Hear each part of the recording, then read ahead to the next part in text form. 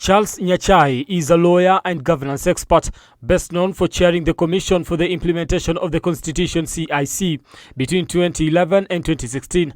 During his tenure, he played a crucial role in ensuring the full implementation of the 2010 Constitution, often clashing with politicians over delayed legislation.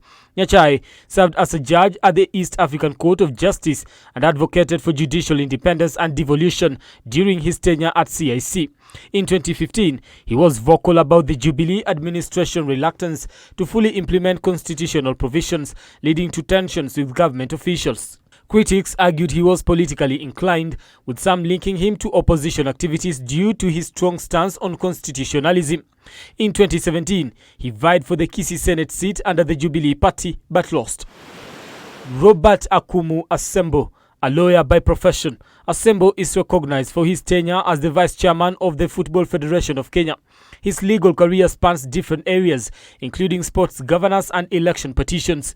During his time at FKF, he was embroiled in multiple leadership wrangles, including allegations of mismanagement and financial irregularities. In 2015, he was part of a faction that opposed the transition to new FKF leadership, leading to internal disputes that affected football governance. Asembo was also involved in a public display of lawlessness in the corridors of justice.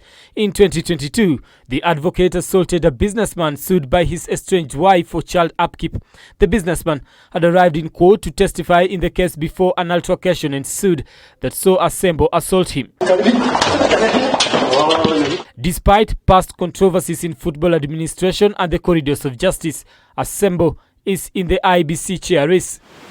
Edward Katama Ngweya is a legal practitioner and disability rights advocate who has consistently championed inclusion and accessibility in governance. He has pushed for greater representation of persons with disability in leadership positions, often challenging government policies. Lilian Menegene is a governance expert with a background in electoral policy and legal advisory roles. She is a strong advocate for gender representation in politics and has participated in multiple electoral reforms initiatives, pushing for better voter registration processes and credible elections.